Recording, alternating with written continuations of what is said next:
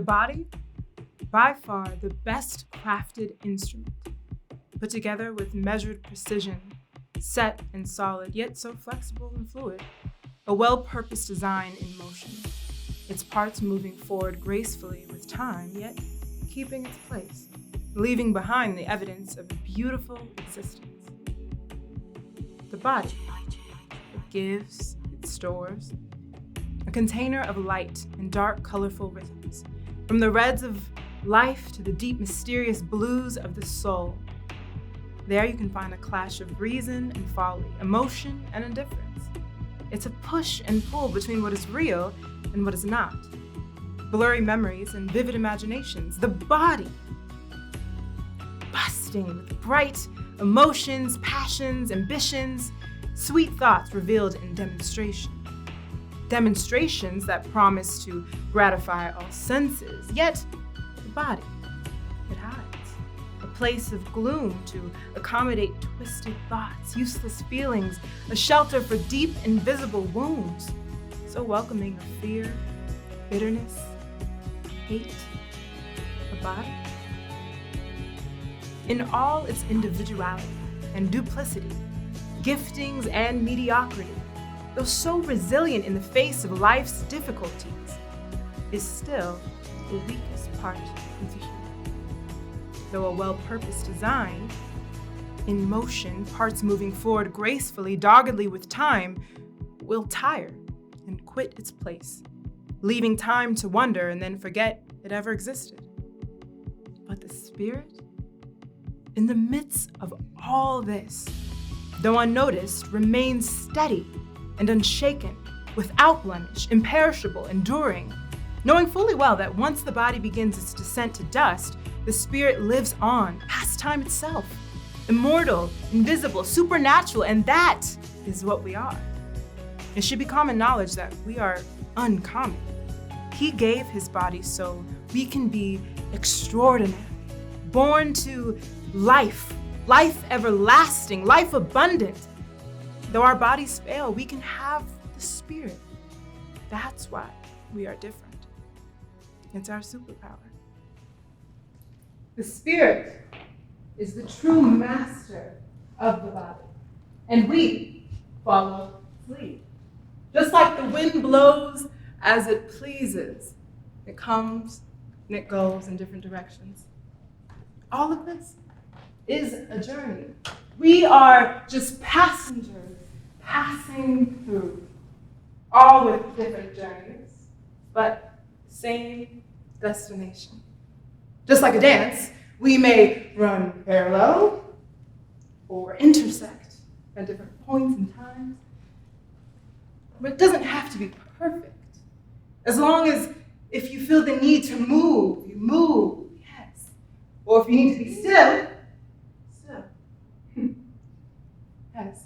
And above all things, just give yourself, be spirit, in spirit, and in truth, just dance. If you could have any superpower, what would it be? That's easy. Superhuman strength, baby. Like he's Superman. This Right. guy. Oh, I love to fly. Fly like an eagle. Yeah. Okay. Wonder Woman and things. That's not Exactly. What you always doing the most? What? No. Okay. To be invisible. Trouble. Yeah. And what would you do with it? You know I'm Loretta. What? I know you're recording. I was just gonna say, All the time. get away with spying on people. All the time. Creepy. That's just- 3 words. Never late again. Mm. I mean, look, seriously, do I have to explain? I mean, come on, now. You got a mirror? You did not. No, Yeah. Recording, did you? Back on it. No. Okay. If you could rid the world of an emotion, what would it be? Fear. Anger. Mm-hmm. Inadequacy. Yes. And But if you could have a superpower, what would it be? yeah, Hmm. that's what I'm curious about. Dance away any situation.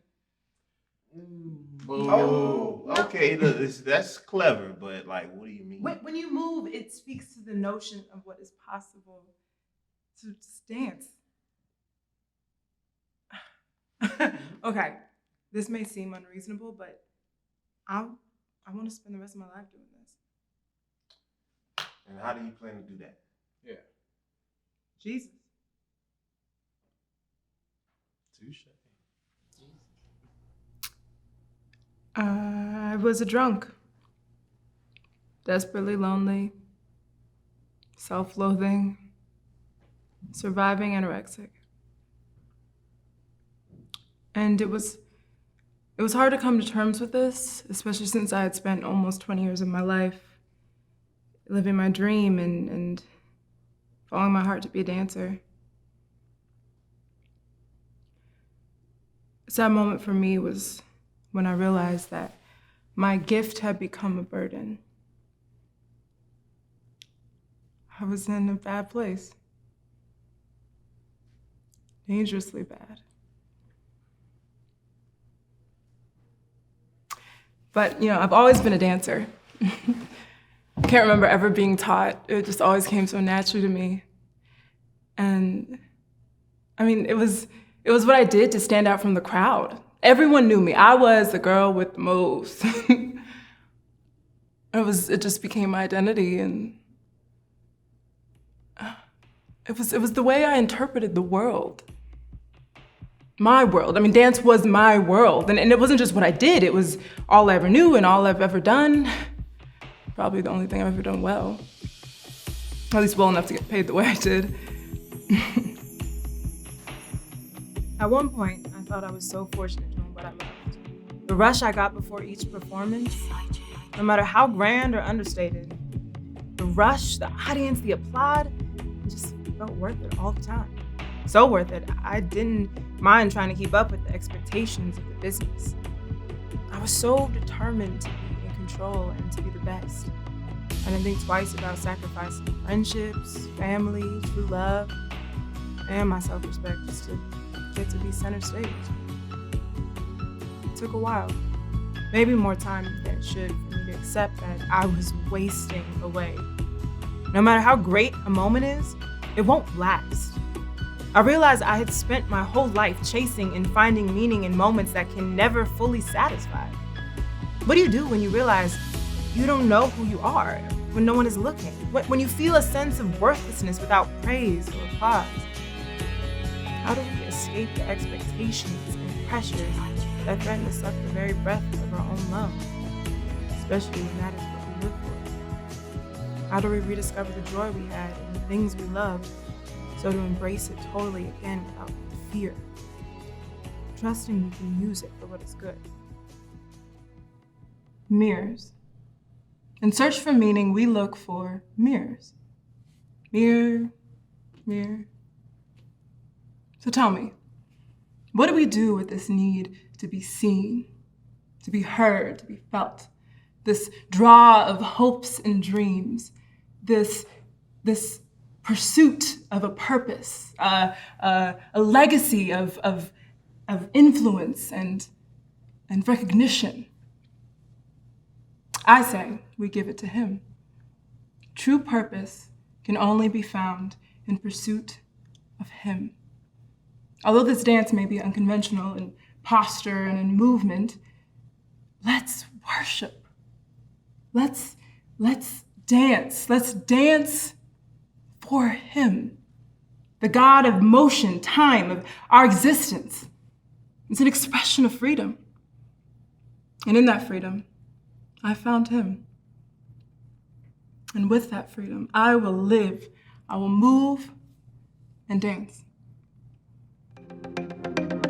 We win when we surrender.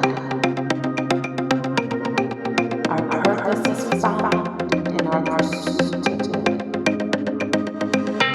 Let us wander in the world. Today.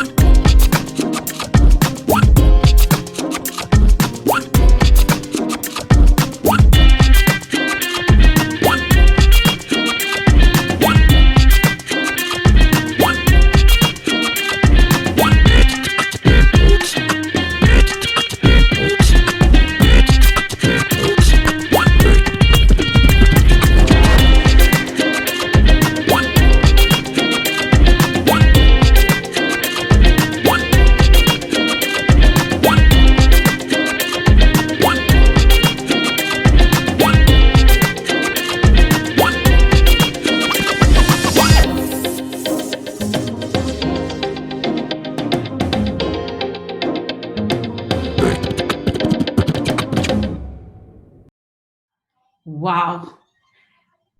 It's a bittersweet moment just because, I mean, I know we've kind of waited for this moment to say we're done, but still, it was just awesome to watch that final episode and to kind of relive some of those moments.